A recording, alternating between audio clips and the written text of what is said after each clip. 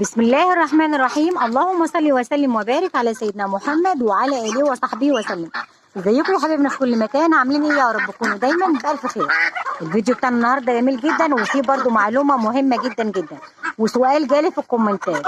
واحده بتسالني بتقول لي ممكن ارقد البطه او ينفع ارقد البط على بيض غير البيض بتاعه؟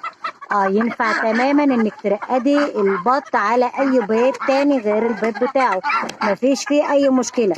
مش معنى ان هو بيض فبرقد على البيض بتاعه بس. طب افرض البيض بتاعه طلع فاضي يعني مش مخصب، فبتضطري انك تجيبي مثلا بيض فراخ، بيض رومي، عندك اي بيض ممكن تحطيه تحت البط والبط بتطلعه.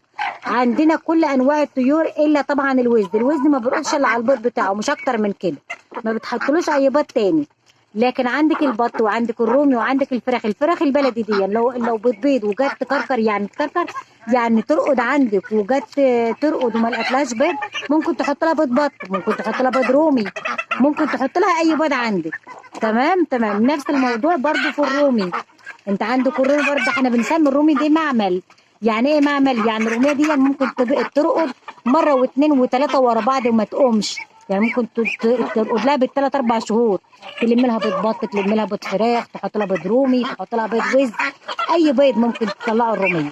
يعني احنا بنسمي الروميه دي اكنها معمل في البيت ده لو رقدت. طبعا بتهتم بالتغذيه بتاعتها، مش معنى انك بقى تسيبها ترقد كده على طول ما تهتمش بالتغذيه، لا تهتم بالتغذيه عشان تقدر تطلع لك وتقدر يعني ايه تعرق الناتج بتاعها، تعرقه يعني تنشفه. فاهمين. فينفع جدا جدا انك ترقدي اي بيض او اي ترقدي البط او الرومي او الفراخ البلدي عندك لو رقدت، كل ده برقد على اي بيض غير البيض بتاعه. تمام. الموضوع ما فيهوش اي مشكله.